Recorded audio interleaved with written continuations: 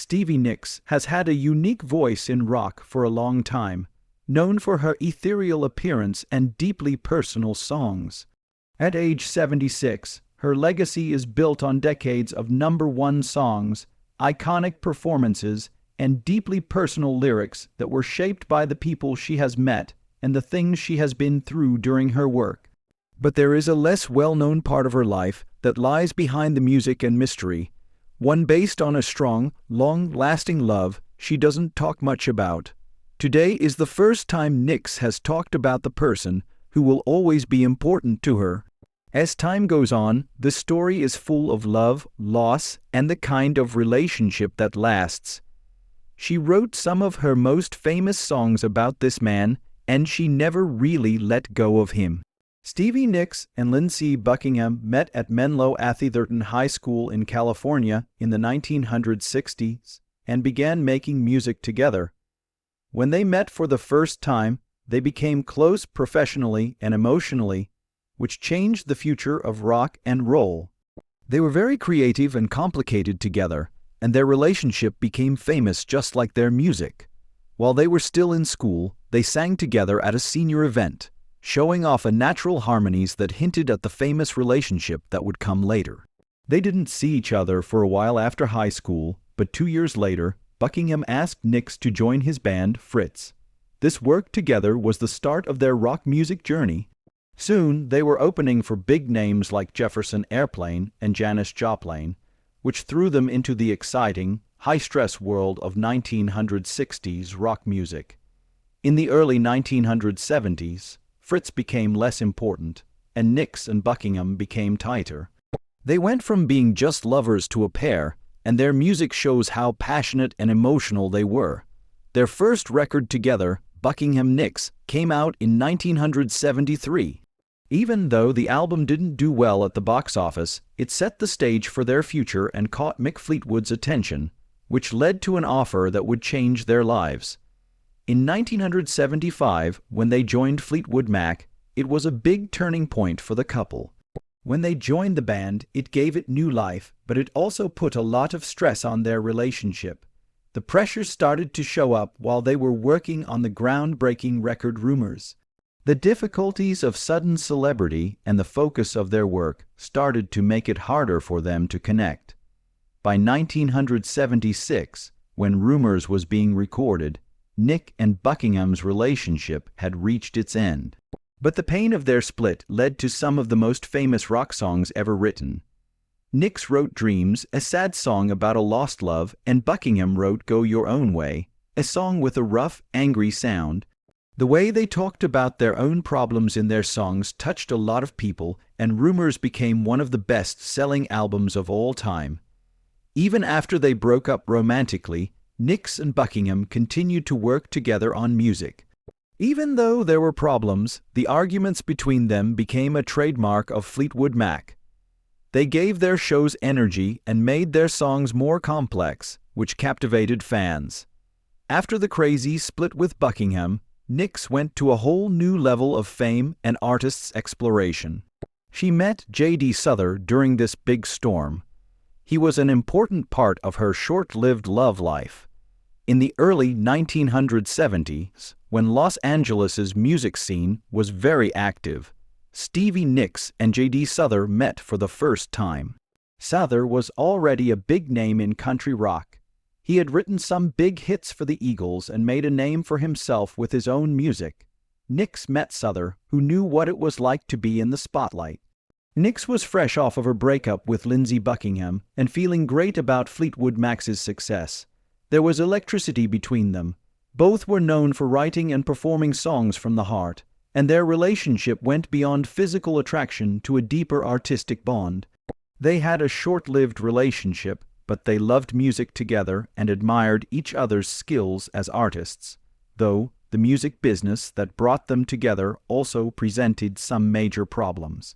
In the 1970s, men dominated the music scene, and women were often pushed to the side or only seen through the lens of their interactions with male musicians. Nicks was set on making a name for herself as an artist, but she had to deal with problems in her field while also figuring out her relationship with Souther. It caught her attention that male artists like Souther got special treatment and respect that female artists didn't always get. This inequality was clear to Nix, who was quickly rising to become one of the most important women in rock music. These limits kept bothering her as their relationship grew, and she used her growing power to fight for herself and other women in the business. Ironically, her relationship with Souther seemed to make her more determined to get noticed for her skills instead of her relationships. Even though their relationship was short, it had a big effect on Nix's artistic growth. Souther's knowledge of music and connections in the music scene as a whole gave Nix access to new ideas and chances. Both the personal and professional parts of their relationship helped Nix develop her own unique style as an artist and songwriter. After they broke up, Nix put all of her feelings into her songs. The ideas of independence, power, and the search for acceptance became even more clear in the songs she wrote. A lot of people think that songs like After the Glitter Fades and Has Anyone Ever Written Anything for You were inspired by this time in her life, but Nix has always kept her sources of inspiration a secret. Music after the original thrill of her short relationship with Souther wore off, Nix became involved in what would become the most difficult relationship she had ever been in. Mick Fleetwood's relationship with Nix was a very important part of her emotional life, is directly connected to the rough and creative dynamics of Fleetwood Mac. In the end, this connection changed the way their band played and how rock music was made in general. The start of their relationship was in the rough environment of Fleetwood Mac in the late 1970s. The band was at the height of their fame thanks to the success of their seminal record Rumors. On the other hand, human ties were breaking down below the surface. Stevie Nicks and Lindsey Buckingham had just broken up after being together for a long time. In contrast, Mick Fleetwood's marriage to Jenny Boyd was unstable. Nicks and Fleetwood were deeply drawn to each other, even though they were going through difficult emotions and were very creative. They lost the ability to tell the difference between their personal and work lives, which led to a passionate but difficult relationship. Nicks and Fleetwood's friendship was powerful and had many ups and downs.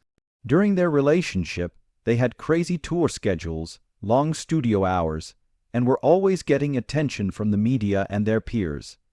This love story had a big impact on Fleetwood Mac's songs. Fans loved how honest and raw their songs were because of the emotional ups and downs they went through, but it also made the group dynamic very dramatic. The other members had to deal with the fallout and try to keep things business, even though things were going badly in their own lives. It was really hard for Buckingham to see his ex with another band member. Nicks and Fleetwood's relationship wasn't meant to last, as many do when they come from such a messed-up past. But that didn't mean they couldn't stay close after the love part was over. It was up to Nicks and Fleetwood to figure out how to keep working together in Fleetwood Mac. They became close friends and made songs together. They loved the band and each other very much, even though things didn't always go as planned. After having a rough time with Fleetwood Mac, Stevie Nicks became interested in another famous musician. It was 1977, and she was feeling great after Fleetwood Mac's huge record Rumors. Don Henley, who played drums and sang lead vocals with the Eagles, was also at the top of his game. There were sparks between these two singing stars as soon as they met. Both Nicks and Henley were famous for how captivating they were on stage and how well they could use their songs to express strong feelings. When they were together, they were great because they both loved music and knew what it was like to be famous. But the strong emotion that brought them together also turned against them. It was hard for them to balance the needs of their bands with the difficulties of being in a public relationship. Things were pretty unstable because they were always on the road, wanted to be in the spotlight, and had strong personalities. Nicks got a surprise that changed everything in the middle of her fast-paced relationship. She learned she was having a child. This news made me feel a lot of different things and make some hard choices. Nicks and Henley were both at important points in their careers, with busy tour plans and work to do on new albums. It was appealing to think about having kids, but they didn't think it would fit with their plans. After giving it a lot of thought and probably going through a lot of pain, Nix made the hard choice to end the pregnancy. Even though this was a very personal choice, it would have big effects on both her and Henley. They would talk about it for years to come because it was such an important part of their relationship. Because of this choice, their relationship slowly fell apart after it happened. It was too much for their new love to handle the weight of what could have been and the constant pace of their jobs. However, even after they broke up romantically, the effects of their time together would still be felt in their music. Jimmy and Stevie Nicks had a unique vibe that mixed their work relationship with a personal one. This had a big impact on her music career and the music scene as a whole. Nicks was already a rock star in the early 1980s, and I was just starting out as a producer after working on her first solo record, Bellana. They were really attracted to each other right from the start. Evine was great at getting Nix's unique sound and making it better, and his drive matched hers perfectly. As they worked together for long hours in the studio, their friendship went from being professional to becoming more personal. The making of Belladonna changed their personal and work lives in big ways. Those late nights when we made music together, they were both excited about making something special, and the closeness of the making process made their attraction grow. Nick saw more in Iovine than just a good producer. He understood her artistic idea and helped make it happen. As their bond grew, it made the work they did together more difficult. You could hear Evine's impact on Nix's music more, and it helped shape the sound that would define her solo career. Some of the best songs that came out of their work together are Edge of 17 and Stop Dragging My Heart Around. But there were times when things were hard in their union. When Nix first started her single career, she had to balance her duties to Fleetwood Mac.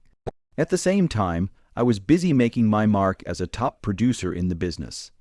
Having a personal relationship and a business partnership at the same time in the high-stress world of rock and roll was hard. Even with these problems, their friendship remained important as they worked together professionally. Their personal connection changed over time, but they were able to walk the fine line between being close and working together. The end of their relationship didn't mean they stopped having an effect on each other's lives and jobs.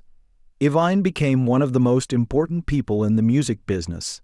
He helped start Intercope Records and was a key part of making Beats Electronics. Nix kept riding the waves of her fame even though she was having personal problems. In 1982, while Nix was having a successful solo career, Robin was pregnant with her first child and was told she had leukemia that would kill her. Nix took this terrible news very hard because she knew she was going to lose her best friend soon. As Robin's health got worse, Nix promised to be there for her friend in her last moments. Robin's husband, Kim Anderson, was also very sad, which led to a strong bond and a choice that was later seen as a mistaken attempt to respect Robin's dying wish to care for her son. They decided on the spot to get married only 3 months after Robin died. Their friends and family were shocked and worried when they got married. Many people saw it as a rushed decision made out of sadness rather than real love. At some point, Nix would admit that she got married to keep Robin's memory alive and play a motherly role. After they both lost someone close to them, they built a strong bond that started to weaken. This made their differences clear. Nix loved how free and exciting her rock and roll life was, but at home it started to feel like too much work. On the other hand, Anderson had a hard time juggling Nix's busy work schedule. In 1984, they got a divorce, which meant they were no longer married after only 8 months of marriage. Stevie Nicks' relationship with Joe Walsh was a big deal in her life. It was full of love, problems, and a sad ending that changed both of them and their music. They started dating in the late 1970s when both of their jobs were going well. Nix was killing it with Fleetwood Mac and her own music, and Walsh was already known for being a great guitarist. Nix liked her friendship with Walsh because she felt like she had a real partner in him. Everybody was doing well in their own jobs, and they came together with a lot of respect and love for each other. They became friends because they both loved music and pushed each other to be more artistic. Nix often called Walsh her soulmate, which showed how much she loved him, but dating was hard for them because of their fame and their own problems. They knew it was best to break up after a few years of being together. Even though they broke up amicably, the time they spent together had a huge effect on Nix's life and songs. She stayed close with Walsh and told him many things. You can still hear his impact in her music. Nix liked that her relationship with Walsh felt fair and helpful, unlike other relationships she had been in where she had to compete or fight for power. They really understood each other as artists and as people who had to deal with the things that fame brings. During their trip, they were very creative, and Walsh helped Nix write some of her most emotional songs. Even though they were both dealing with addiction problems, his guitar skills and her voice went well together. Even though they had problems, their bond got stronger. They were more than just lovers. They helped each other out in their own fights. Sharing the ups and downs of fame brought them closer, and Nix felt closer to her partner than she had in other relationships. Their music showed how much they loved each other, but in the end they understood they needed to separate to focus on their own healing. Both of them had to make a hard choice, but they did it out of love and a wish to remember each other. Nix had a hard time after they broke up. She was sad and thought a lot about herself. At a later time, she talked about how hard it was to break up with Walsh. The pain of being apart from him made her more creative, and they stayed connected in some way. They were in love, but they were able to make a deep and long friendship out of it. Being able to stay close even after they broke up showed how much they cared about each other. Both Nix and Walsh felt both happy and sad when they thought about their relationship after many years had passed. Walsh had changed Nix in a way that no one else could, so he was still the love of her life.